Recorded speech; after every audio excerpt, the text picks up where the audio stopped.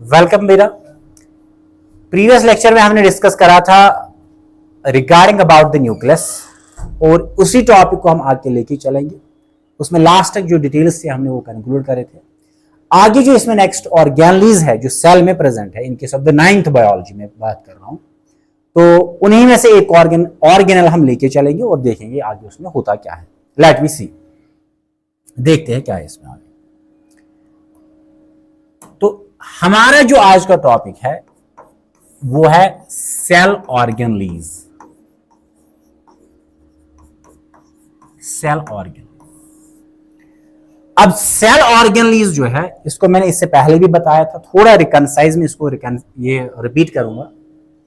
Cell organelles जो है इनको हम क्लासिफाई करते हैं, यम चिकिस गुबर क्लासिफाई करन इनटू द थ्री टाइप्स।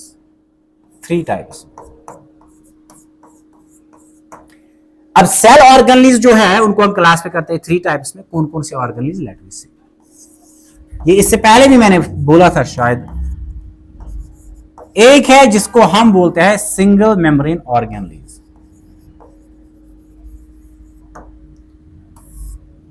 अब सिंगल मेम्ब्रेन ऑर्गेनलीज क्या है? वो ऑर्गेनलीज जिनमें एक ही मेम्ब्रेन प्रेजेंट होगी वो कहलाते हैं सिंगल मेम्ब्रेन ऑर्गेनलीज, जिसमें एग्जाम्पल है like lysosomes, endoplasmic reticulum, Golgi apparatus या गोल्गी बॉडी एटसेट्रा, और भी इसमें ऑर्गेनलीज है। सेकंड जो इसमें है जिनको हम बोलते हैं double membrane organelles. Double membrane organelles. अब डबल मेम्ब्रेन ऑर्गेनलीज वो ऑर्गेनलीज होते हैं जिनमें दो मेम्ब्रेन्स प्रेजेंट होंगे। Membranes present. अब इसमें वाहिद एक सेल में तीन ही ऑर्गेनल आते हैं जिनमें प्रेजेंट होते हैं दो दो मेम्ब्रेन्स। एक इसमें आता है माइटोकॉन्ड्रिया, सेकंड इसमें आता है क्लोरोप्लास्ट, और थर्ड इसमें आता है that is being called the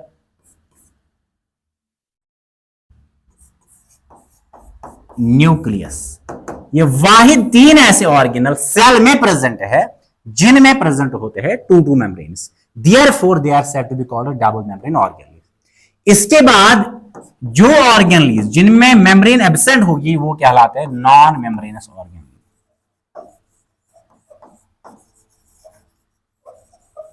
अब नॉन मेम्ब्रेनस ऑर्गेनलीज क्या होते हैं? जिन ऑर्गेनलीज की मेम्ब्रेन एब्सेंट होती है, such organelles are said to be called non membranous organelles, जिनमें आते हैं राइबोसोम्स। इनमें राइबोसोम्स आते हैं। अब इसमें से सबसे पहले हमने क्या देखा था? Double membrane organelles. और डबल मेम्ब्रेन ऑर्गेनलीज में प्रीवियस हमने डिस्कस करा था माइटोकॉन्ड्रिया, इसमें हमने देखा था न्यूक्लियस। न्यूक्लियस को हमने डिटेल के साथ देखा। अब न्यूक्लियस जो है इसका हम आज फंक्शन देखेंगे और हम शिफ्ट करेंगे नेक्स्ट किस पे? On to the mitochondria. ये हम दूसरा ऑर्गेनल उठाएंगे यहां से। तो आज हम देखेंगे न्यूक्लियस की क्या फंक्शन है। लेट मी सी, देख लेते हैं। तो फंक्शन है यहां पे ऑफ किसकी? न्यूक्लियस। अब क्या फंक्शन है देख लेते हैं। अच्छा, प्रीवियस लेक्चर में मैंने बोला था, ये फर्ज करें हमारे पास है एक मटेरियल जिसको हम बोलते हैं जेनेटिक मटेरियल। सिर्फ मैं यहां पे रिपीट करा रहा हूं, प्रीवियस लेक्चर में मैंने डिटेल के साथ डिस्कस किया हुआ। अब जेनेटिक मटेरियल वहां पे मैंने बोला था ये बना होता है शॉर्ट सेगमेंट्स का, और उन सेगमेंट्स को हम बोलते हैं जीनस, और जीनस खुद बने होते हैं शॉर्ट सेगमेंट्स को, जिनको हम बोलते हैं न्यूक्लियोटाइड्स। और फिर मैंने बोला था कि न्यूक्लियोटाइड्स खुद बने होते हैं ऑफ न्यूक्लियोटाइड्स बने होते हैं तीन कंपोनेंट्स के। कौन कौन सा कंपोनेंट? एक कंपोनेंट मैंने इसमें बोला था पेंटोस शुगर। सेकंड इसमें मैंने जो बोला था जिसको हम बोलते हैं नाइट्रोजन बेस, और तीसरा इसमें मैंने जो बोला था जिसको हम बोलते हैं फॉस्फोरिक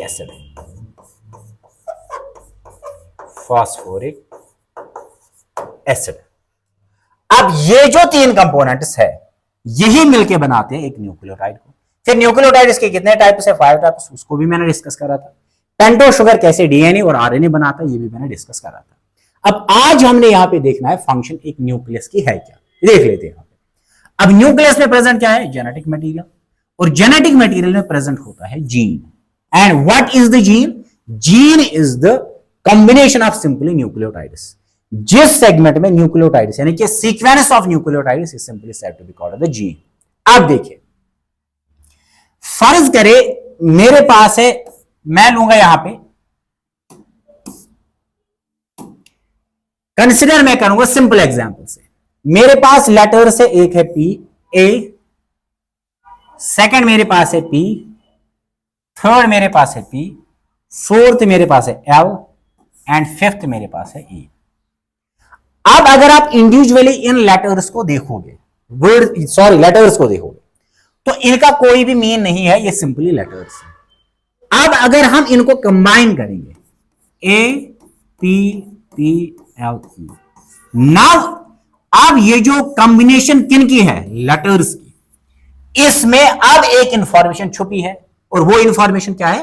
वो इंफॉर्मेशन ये है कि ये फॉरवर्ड करता है अपनी डायरेक्शन रिगार्डिंग द एप्पल, जिसको हम से बोलते हैं। यानी कि ये जो कॉम्बिनेशन ऑफ लेटर्स है, अब ये कॉम्बिनेशन ऑफ लेटर्स नहीं रहा, अब ये सीक्वेंस ऑफ लेटर्स है, कॉम्बिनेशन ऑफ लेटर्स में प्रेजेंट एक इंफॉर्मेशन है, जिस इंफॉर्मेशन से हम किसी ऑब्जेक्ट को पहचानते हैं। किसको पहचानेंगे? एप्पल को, सिंपल। इसी तरह जब तक न्यूक्लियोटाइड्स प्रेजेंट है, कितने टाइप्स के मैंने बोले थे? 5 टाइप्स के। कौन कौन सा? ए जी सी यू टी, ये है 5 टाइप्स। जब तक ये न्यूक्लियोटाइड्स है इंडिविजुअली, इनका कोई मतलब नहीं बनता है। अब जब न्यूक्लियोटाइड्स जैसे लेटर्स यहां पे एक सीक्वेंस में आ जाएंगे, एक कॉम्बिनेशन में आ जाएंगे, दिस कॉम्बिनेशन और sequence of nucleotides contains the information. जिस तरह यहां पे हमने देखा, अभी तक लेटर्स थे, कोई इंफॉर्मेशन इनमें नहीं थी। अब जब इनको हम एक सीक्वेंस बनाएंगे, एक कॉम्बिनेशन बनाएंगे, अब इनमें क्या रहेगी? इनमें रहेगी अब इंफॉर्मेशन, और वो इंफॉर्मेशन क्या है? वो एप्पल की है। इसी तरह जब तक न्यूक्लियोटाइड्स इंडिविजुअली है प्रेजेंट, इसमें कोई भी इंफॉर्मेशन नहीं है। अब जब सीक्वेंस ऑफ न्यूक्लियोटाइड्स या कॉम्बिनेशन ऑफ न्यूक्लियोटाइड्स बनेगी, दिस सीक्वेंस और combination of nucleotides have the presence of information, जिसमें प्रेजेंट क्या है? अब इंफॉर्मेशन, और वो इंफॉर्मेशन कहलाती है जेनेटिक इंफॉर्मेशन। जेनेटिक इंफॉर्मेशन याद रखना, ये बहुत इंपॉर्टेंट पॉइंट है। अब सीक्वेंस ऑफ न्यूक्लियोटाइड्स में प्रेजेंट क्या होता है? Genetic information. अब जीन क्या है? Gene is the sequence of nucleotides. क्यों? जेनेटिक मटेरियल बना है जीनस का, जीन बने हैं न्यूक्लियोटाइड्स के। फिर मैं कह सकता हूं न्यूक्लियोटाइड्स जब मिल जाएंगे तो क्या बनाएंगे? जीन। अब न्यूक्लियो सीक्वेंस ऑफ न्यूक्लियोटाइड्स में क्या है प्रेजेंट? Genetic information. तो मैं कह सकता हूं न्यूक्लियोटाइड्स जब बहुत सारे मिलेंगे, सीक्वेंस बनाएंगे, ये क्या बनाएंगे? जीन। अब जीन में भी हम कह सकते हैं इसमें प्रेजेंट है जेनेटिक इंफॉर्मेशन, तो ये भी हम कह सकते हैं जब सीक्वेंस ऑफ न्यूक्लियोटाइड्स में प्रेजेंट होगी इंफॉर्मेशन, इसका मतलब जीन में भी प्रेजेंट है information, and this information is said to be called genetic information, और it is said to be called biological information. Biological information. अब ये जो जेनेटिक इंफॉर्मेशन या बायोलॉजिकल इंफॉर्मेशन है, यही इंफॉर्मेशन न्यूक्लियस या जेनेटिक मटेरियल यूज करता है सेल में टू आइडेंटिफाई और to determine the characters of the cell, चाहे एक्सटर्नल कैरेक्टर्स होंगे चाहे इंटरनल कैरेक्टर्स होंगे, एक सेल के या एक ऑर्गेनिज्म के। एक सेल के जितने भी एक्सटर्नल या इंटरनल कैरेक्टर्स होंगे, या एक ऑर्गेनिज्म के जितने भी एक्सटर्नल और इंटरनल कैरेक्टर्स होंगे, वो सारे कैरेक्टर्स डिटरमाइन हो जाएंगे by the help of the genetic information. और ये जेनेटिक इंफॉर्मेशन किस में प्रेजेंट होती है? सीक्वेंस ऑफ न्यूक्लियोटाइड्स में, जिस सीक्वेंस ऑफ न्यूक्लियोटाइड्स को हम बोलते हैं gene, this called the gene. तो मैं क्या कह सकता हूं? जीन का फंक्शन क्या है? ये डिटरमाइन करता है एक्सटर्नल और internal characters of the cell और ऑर्गेनिज्म। या मैं कह सकता हूं अब ये जीन प्रेजेंट है जेनेटिक मटेरियल में, और जेनेटिक प्रेजेंट है, जेनेटिक मटेरियल है प्रेजेंट किसमें? न्यूक्लियस में। तो मैं इनडायरेक्टली कह सकता हूं न्यूक्लियस का एक ही काम है, to determine the external features and internal features of the cell और of the organism. This is the total function of the nucleus और द जेनेटिक मटेरियल। अब आगे क्या है इसमें? Let we see. अब यहां पे देख लिया मसला क्या है। एक अच्छी सी टर्म जो न्यूक्लियस के रिगार्डिंग यहां पे डिटेल के साथ में बताऊंगा, क्योंकि आपके सिलेबस में नहीं है, लेकिन एक कंसाइज पॉइंट आपका इसमें आपको पता होना चाहिए, क्योंकि आगे जो नेक्स्ट आने क्लासेस है लाइक 11 12 नीट, उसमें ये पॉइंट आपका पता होना बहुत ज्यादा इंपॉर्टेंट है। और क्या है अब देख लेते हैं। ध्यान। अब फर्ज करें मेरे पास ये एक सेल है। कौन सी सेल है? Let suppose this is the human cell. एक 60 kg ह्यूमन बीइंग में, ये अप्रोक्सीमेट डाटा है, एक 60 kg ह्यूमन बीइंग में नियर अबाउट होते हैं 100 ट्रिलियन सेल्स। 100 ट्रिलियन सेल्स याद रखना है, 100 ट्रिलियन सेल्स। अब जब 100 ट्रिलियन सेल्स इसमें प्रेजेंट है, तो इन 100 ट्रिलियन सेल्स में से मैंने एक सेल उठाई। इस सेल में क्या होगा? इसमें न्यूक्लियस होगा। न्यूक्लियस में क्या होगा? जेनेटिक मटेरियल होगा। जेनेटिक मटेरियल में क्या होगा? जीन्स होंगे। जीन किसका बना है? न्यूक्लियोटाइड्स का, एटसेट्रा, जो हमने प्रीवियस लेक्चर में डिस्कस किया हुआ। अब ये जो जेनेटिक मटेरियल है, ये किन का बना है? जीन्स का। और जीन में आप प्रेजेंट है जेनेटिक इंफॉर्मेशन। यहां तक आपको मैंने बताया है, इसमें अब है जेनेटिक इंफॉर्मेशन। अब जो जेनेटिक मटेरियल एक सेल में प्रेजेंट है, वैसा ही जेनेटिक मटेरियल इन सारे 100 ट्रिलियन सेल्स में है। जो इंफॉर्मेशन, जेनेटिक इंफॉर्मेशन एक सेल के न्यूक्लियस के जेनेटिक मटेरियल में प्रेजेंट है, वैसी ही जेनेटिक इंफॉर्मेशन इन 100 ट्रिलियन सेल्स के न्यूक्लियस में है। This is the fact. अब यहां पे देखिए, अब फर्ज करें अगर हमारे पास है, लेट सपोज एक कंसिडर हम करेंगे, एग्जाम्पल हम लेंगे। अब फर्ज करें हमारे पास एक सेल है, that is being called the skin cell. Skin cell, जिसको आप बोलते हैं एपिडर्मिस।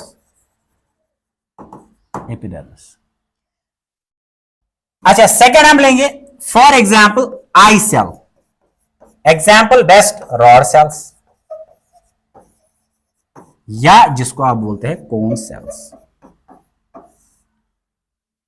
तीसरा यहां हम लेंगे स्टोमक सेल। स्टोमक की cell.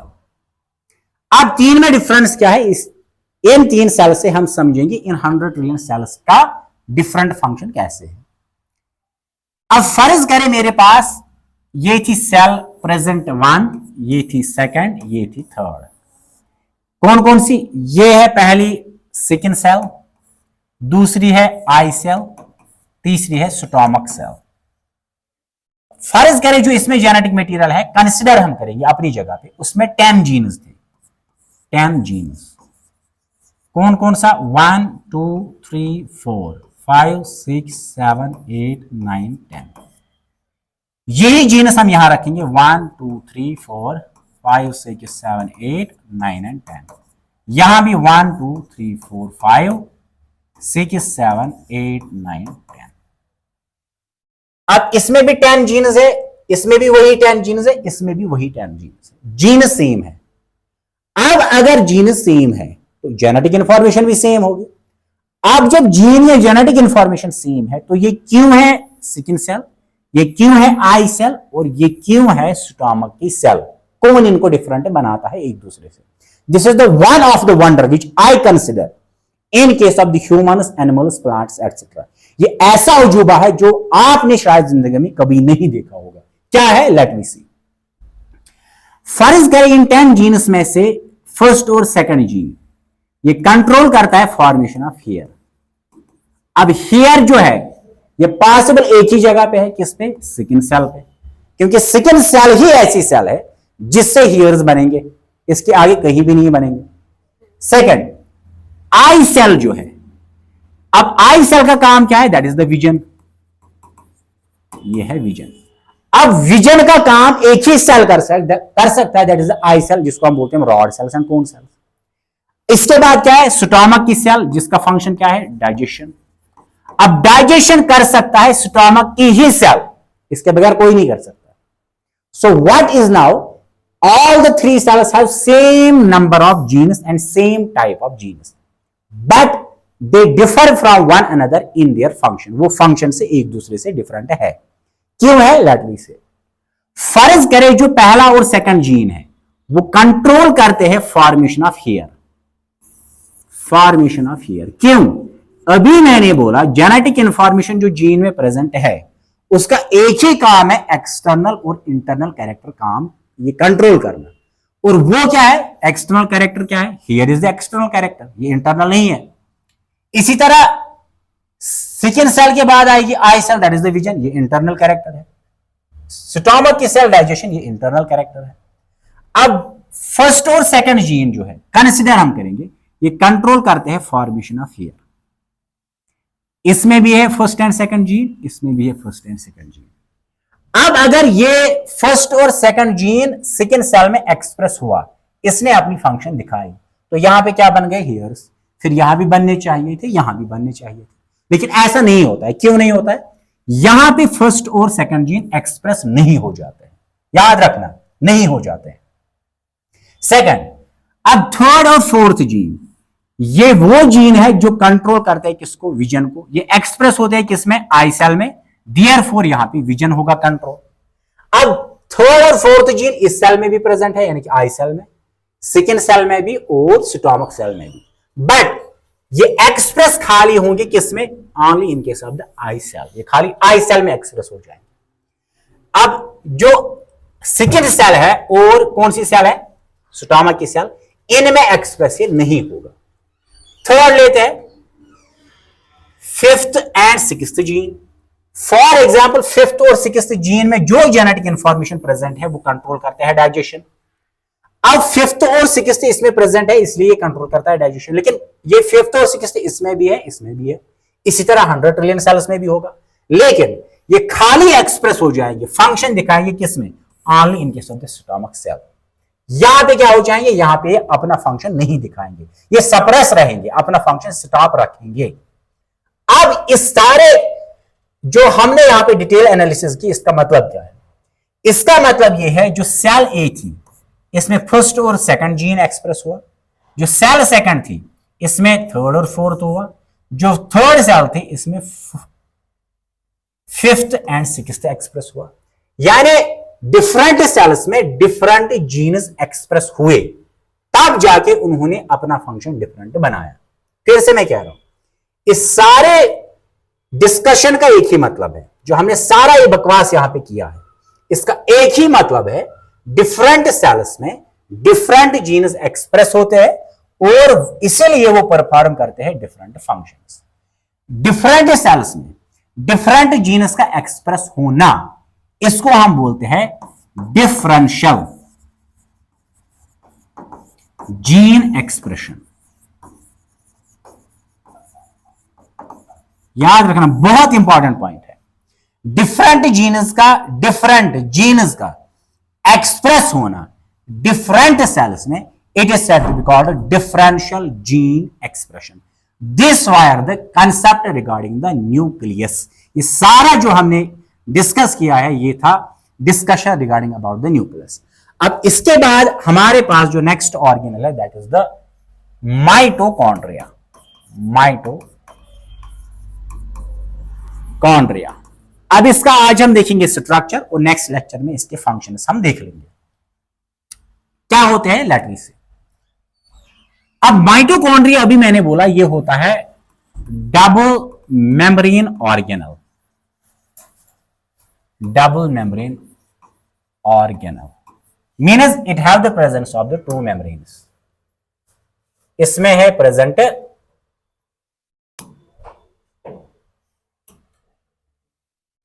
It have the presence of to membranes. अब स्ट्रक्चर इसका क्या है आप ये ड्रॉ करोगे।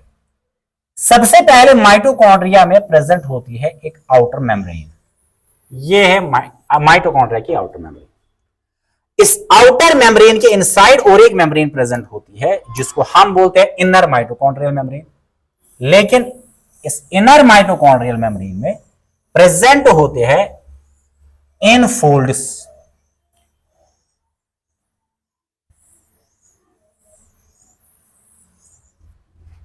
ये है आउटर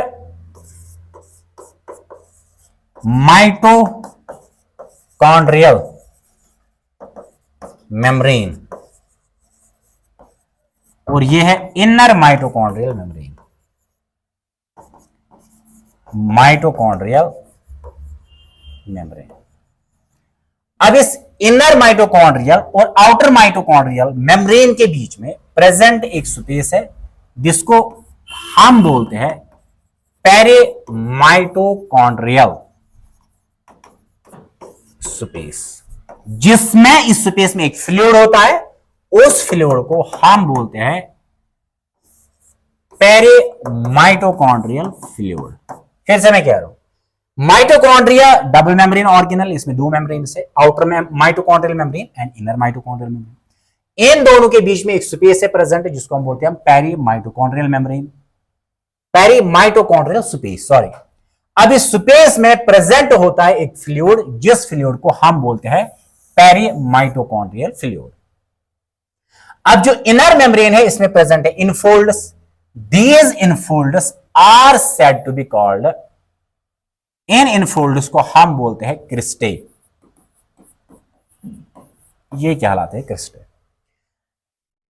अब इस इनर माइटोकॉन्ड्रियल मेम्ब्रेन के अंदर ये जो स्पेस है इसमें प्रेजेंट होता है एक प्लाज्म मतलब फ्लूइड जिसको हम बोलते हैं माइटोकॉन्ड्रियल मैट्रिक्स।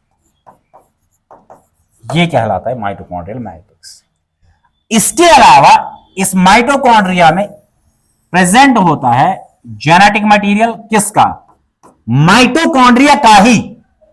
ये इसका अपना है जेनेटिक मटेरियल, जेनेटिक मटेरियल। इसके अलावा इसमें प्रेजेंट होता है राइबोसोम्स। ये राइबोसोम्स होते हैं 70s राइबोसोम्स, 70s राइबोसोम्स। क्या गोबर थे?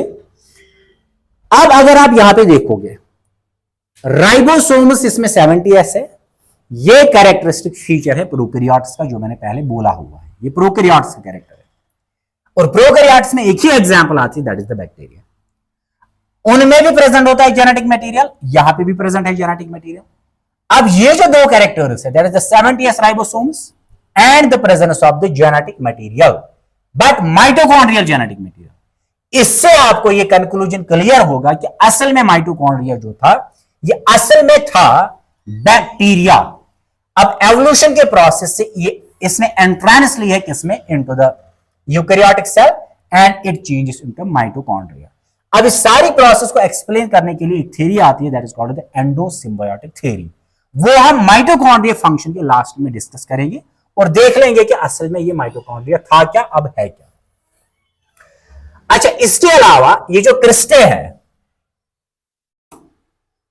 क्रिस्टे जो यहां पे है, अब इन क्रिस्टे पे प्रेजेंट होते हैं bulb like structures. These bulb like structures are said to be called F0 F1 particles, या इनको हम बोलते हैं ऑक्सीसोम्स, या इनको हम बोलते हैं एटीपेसिस, या इनको हम बोलते हैं ATP synthetase. These are the F0 F1 particles. Cristae जो है यानी कि इनर माइटोकॉन्ड्रियल मेम्ब्रेन, इस पे प्रेजेंट होते हैं bulb like structures. These bulb like structures are said to be called F0 F1 particles, या इनको हम बोलते हैं ऑक्सीसोम्स, या बोलते हैं एटीपेसिस, या बोलते हैं एटीपी सिंथेटेसिस। अब यहां पे एक चीज आपको कंफर्म है, अब इस बल्ब लाइक स्ट्रक्चर को अगर हम यहां पे देख लेंगे, this is the bulb like structure. इसमें पहला जो स्टाक है दैट इज कॉल्ड F0 और ये है, ये कहलाता है F1, इसलिए हम इसको बोलते हैं F0 F1 पार्टिकल। सेकंड, अब सेकंड जो इसको हम बोलते हैं एटीपेसिस या बोलते हैं एटीपी सिंथेटेसिस।